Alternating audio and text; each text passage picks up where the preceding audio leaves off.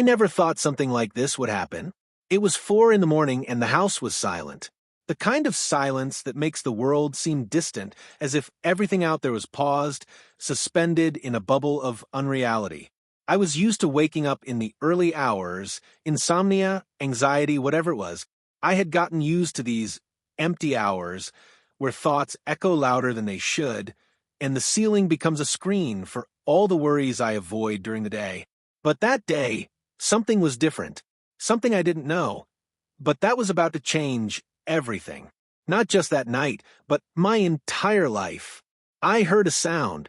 It was a light tapping, as if someone was knocking on the door. A sound so subtle that I almost ignored it, thinking it was just the wind or some branch hitting the window. But then a second tap, louder, more insistent. The kind of knock that can't be ignored, that demands attention, that carries urgency. I got out of bed, my cold feet touching the cold wooden floor. The digital clock on the wall read 4 a.m., its red numbers glowing like small warnings in the darkness.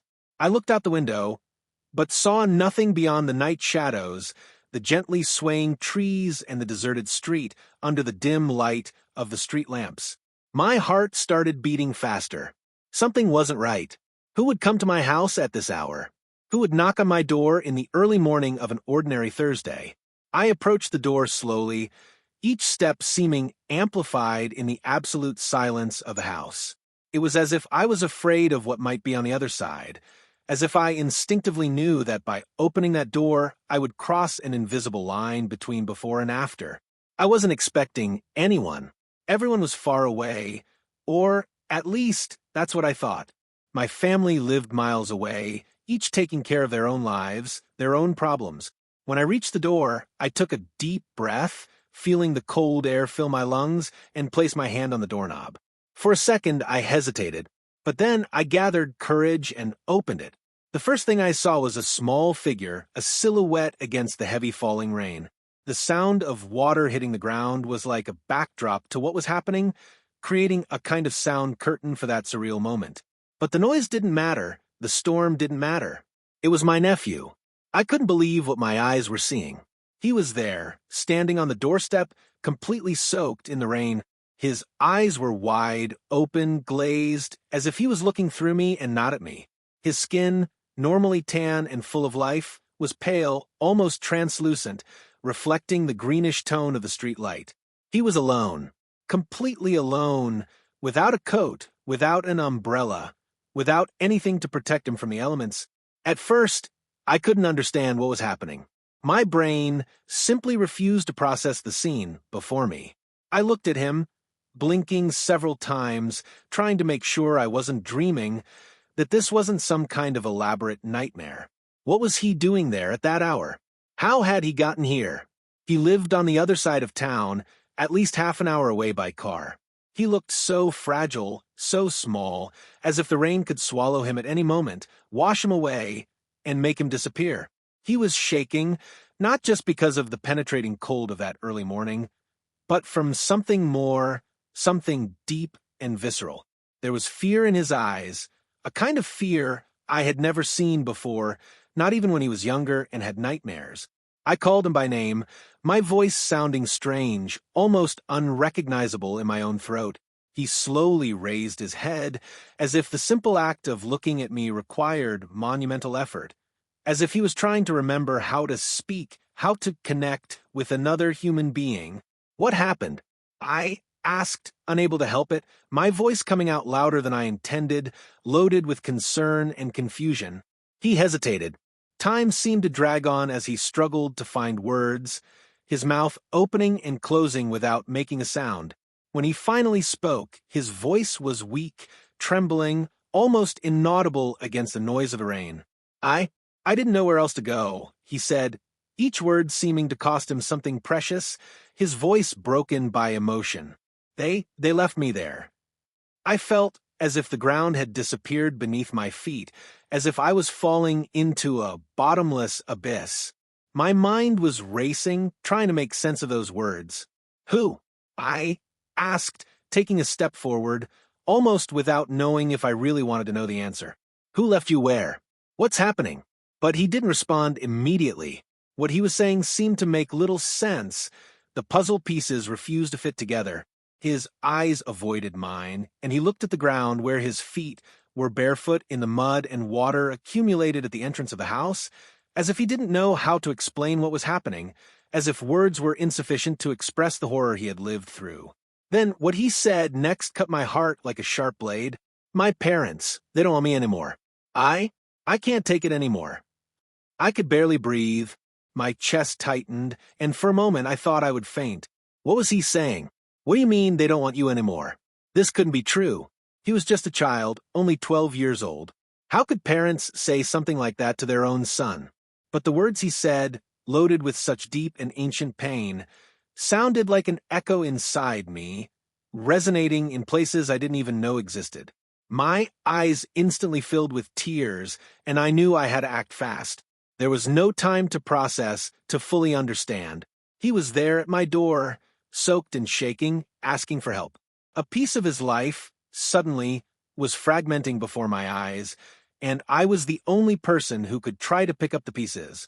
I pulled him inside without thinking twice, without hesitating. He didn't resist, his body half limp, as if he had exhausted all his energy just to get there. I wrapped him in my coat, the biggest one I had, trying to warm him up, trying to offer some kind of immediate physical comfort. But it wasn't just the physical cold he was feeling. I knew that instinctively. There was something deeper, something I knew he wouldn't be able to hide easily, something that couldn't be cured with warm blankets and hot chocolate. I didn't know how this happened, how he got here. Had he walked? Had he run? How long had he been in the rain? But he was there, and I was the only person he had at that moment. That responsibility fell on my shoulders like a physical weight. I sat him in my favorite chair, the one near the fireplace that I rarely lit, while I looked for something warm to give him. My hands were shaking as I fumbled through the cupboard, grabbing a blanket, then another, looking for something, anything that could help. The rain was still falling hard outside, and the sound of drops hitting the windows seemed like a constant reminder of what he had just been through, of the storm both literal and metaphorical that he had faced. I tried to understand what he meant by all that, tried to connect the dots. It didn't seem possible. I knew his parents, at least by sight. We had family dinners a few times a year, birthdays, holiday parties. They seemed normal, an ordinary family with ordinary problems. How could they have done something like this? How could they have reached this point? He looked at me, his eyes still brimming with tears that mixed with the rainwater on his face, and said something that made me question everything I knew about my own family, about the people I thought I knew. They fought. They kept screaming, and then, after a while, they just ignored me. They told me to leave. I couldn't stay there anymore. His voice was monotone as he said this, as if he was reciting facts, as if he had already emotionally disconnected from the words in order to be able to say them. I didn't know what to do with those words. They echoed in my head, creating images I didn't want to see. How could someone treat a child this way? How could someone leave such a small and vulnerable human being out in the cold, in the early morning, under torrential rain, without caring? Without even checking if he had somewhere to go? Anger and disbelief began to take over me, rising up my throat like bile. How did this happen without anyone seeing, without anyone stopping to help? He had walked through the deserted streets, alone, scared, and no one had noticed? I felt a turbulent mixture of emotions. Anger, an anger that made my blood boil, deep sadness that threatened to drown me, and a pain that felt physical, as if someone had stuck a knife in my chest. But above all, above any other emotion, I felt an urgent, almost primal need to protect my nephew. He wasn't to blame for any of this. He hadn't chosen that family, hadn't chosen to be born into chaos. He deserved a chance, deserved love, security, stability. And I would give him that chance, no matter what it took. You're going to stay here today. You're not going anywhere, understand? I said, trying to make my voice sound firm and reassuring at the same time, trying to give him some security amid the chaos.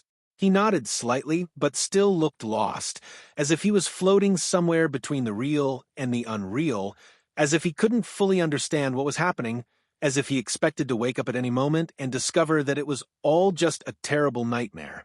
While he warmed up wrapped in blankets, I sat beside him, not knowing what else to say. Words seemed inadequate, insufficient. I wanted him to know that everything was okay, that he was safe now, that nothing bad would happen as long as he was with me. But what he had been through was beyond what I imagined, beyond my comprehension. What could I say to heal such great pain? What words could fix what had been broken that night? I made hot tea, even knowing he probably didn't like tea. I made toast, spread butter, put jam on it. Small gestures that seemed absurdly insignificant in the face of the magnitude of what had happened, but they were all I had to offer at that moment. He ate mechanically, without really tasting, just because I asked.